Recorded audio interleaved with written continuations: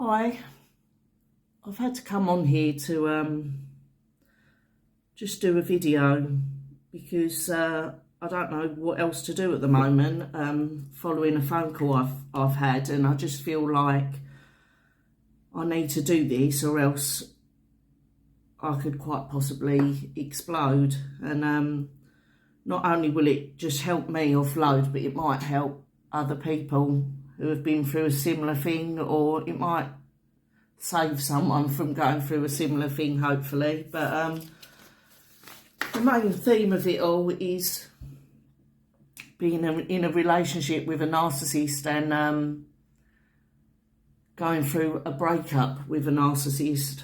And it's not something I ever thought I would be saying, because I never thought I could be pulled in by someone like that. But anyway, the main points, I'm going to tell you my story in a minute, because I feel like I need my justice, and I'm not going to get it any other way other than just putting my story out there, because there is no other justice than that, unfortunately. But yeah, it's quite emotional for me, but I'm going to try and get through this. But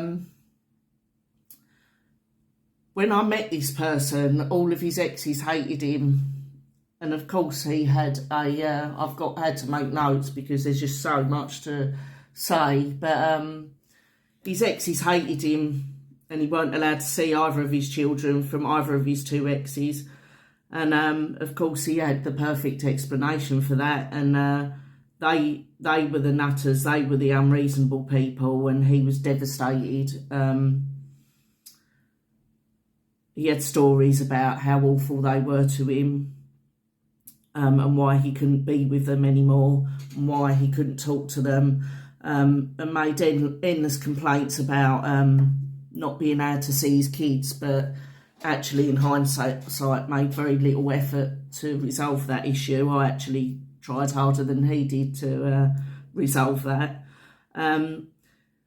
He also moved from relationship place and living places really quickly and without a break, and that's what narcissists do. Once they know one relationship's coming to an end, before that can finish, they set up something new, so they know that they can move seamlessly from one to the other and just abandon that other person. And that seems to have been a pattern now that I didn't know at the time. Being master manipulators, I am not joking. These people, if you think, excuse me, I'm just going to clean that. If you think that you can't be taken in by someone, these people are Oscar-winning liars. I swear this person could have convinced my mother that she didn't even give birth to me. That is how good a liar a narcissist is. It's unbelievable. I've had people who have known me for years and years and years say to me, I almost believed him over you, because he is that convincing. These people, well, I don't know what lying school they come from, but, you know, that's why you get drawn in, unfortunately. You have to just be totally on your guard. They love themselves, they big themselves up, and they tell you how brilliant they are at everything, and how everybody else loves them as well and thinks that they're great at everything. And they have constant excuses and brilliant lies for losing every job they have, and pretty much every friend or relationship they have. It sounds crazy in hindsight, but believe me, it is unbelievable what they can achieve. But from my perspective, I've had to say this now, because I've kept quiet for 6 months, because the police have been investigating this, and I've just had a phone call that looks like they probably will do nothing about it. And this is the only justice I can have, because this man's walking around my local town holding hands with his new supply, laughing and grinning about it, and letting other people think that I'm some crazy person and I'm this bad ex, like he told me his exes were bad. So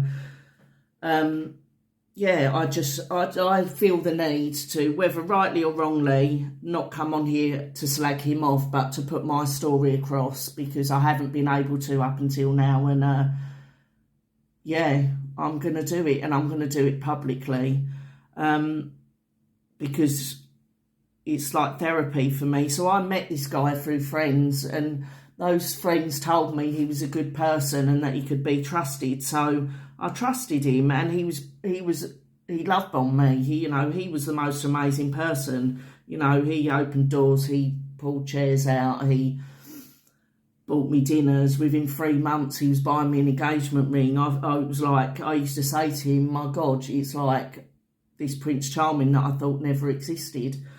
And